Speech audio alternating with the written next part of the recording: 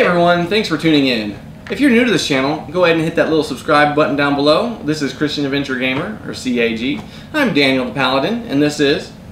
Alex the Rogue. She had to read her shirt first. That's kind of silly. But today we're just doing some top 10 lists of games that we want to buy at Gen Con, anticipated games I want to play at Gen Con, or the top 10 things that I'm looking forward to at Gen Con. So right now we'll just do the top 10 things I'm looking forward to doing at Gen Con.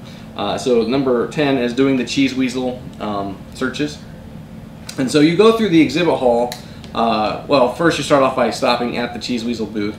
You go ahead and pick up these little cards that tell you what booths to go to, and you get stamps and stuff. Some booths may ask you to do demos. If they do, you can kindly say, no, I don't have time for that. And if they refuse to stamp your card, you can always go back to the Cheese Weasel booth and tell them that, and they may be able to help you out. Or some places may ask you to put on a hat and take a picture. Well, you don't want to put on any garments because you don't know who else has put those on. You don't want to get lice or anything. And then you don't know who's going to be looking at your pictures. Okay, but that's something to do. That's fun because on Sunday they do a drawing when you get all those turned back in. They draw for like this really huge bundle of games. Yes. That's like the winner and like the #1 winner plus like the following year's badge paid for already, so that's cool. Or they give out shirts or small games and stuff on Sunday. Yeah.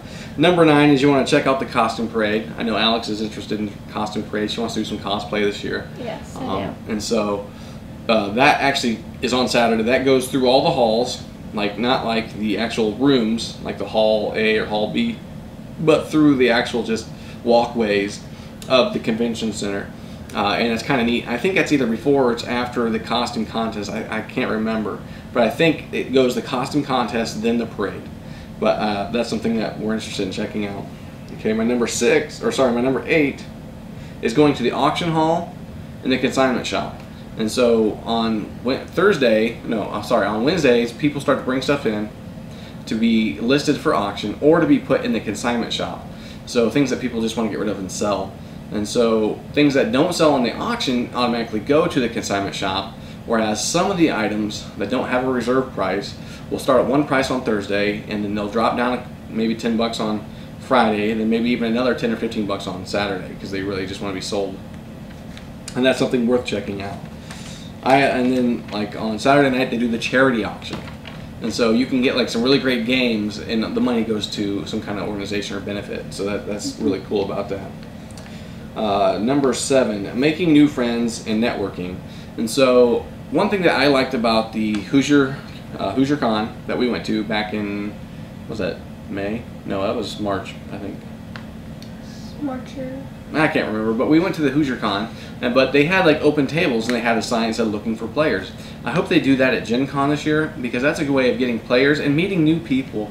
I mean, you're going to be in this huge convention where people are going to have the same interests as you or possibly have the same interests as you. And so if you're short people on your game night, you can always make new friends and get to know them, and then maybe invite them over to your game nights to make it a much more enjoyable evening. Okay, and then my number 6 is picking up your badges on Wednesday evening or afternoon. It just saves the trouble of having to do it on Thursday, Friday, Saturday, or Sunday. You can go ahead and pick it up and get your gift, so you don't have to worry about that. And then you're ready to rock and roll once the exhibit hall opens. Yes. Okay.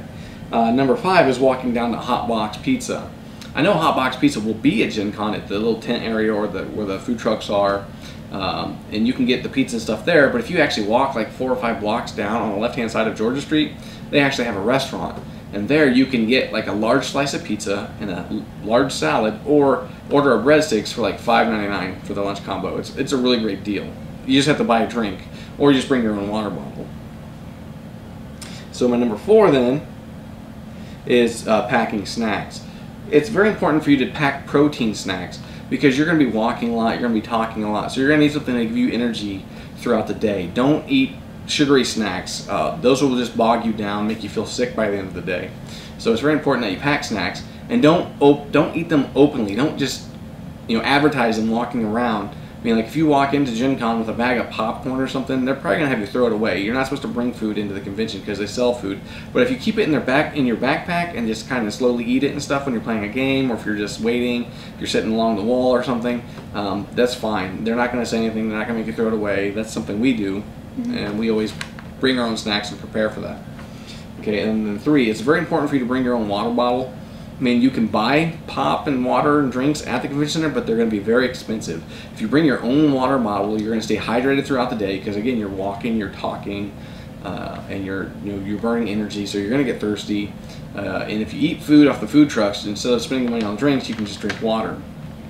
Okay, and you can always refill them at the fountains, so it's no big deal. Okay, and then my number 2 is going to the Dice Tower convention.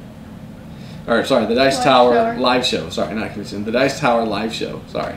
And so that's something I've done for the last couple of years. I'm looking forward to it. It's very comical. Those guys are great just to watch. And then after their little show, they do like a raffle giveaway where they're giving out prizes to people that came to the show.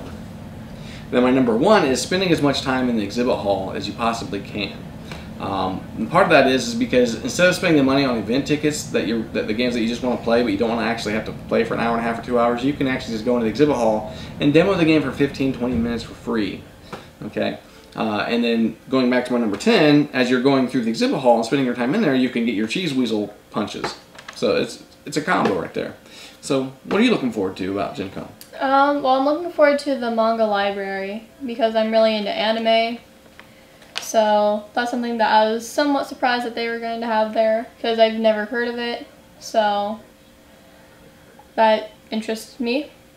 And then I'm looking forward to the costume parade and the costume contest because it's fun to watch what people have chosen to do or what they've chosen to like cosplay as or what they have come up with. And then I'm looking forward to spending time with my family. Good. All right. Well, that's our top 10 list. Again, feel free to hit that subscribe button if you're new here. And we'll see you next time.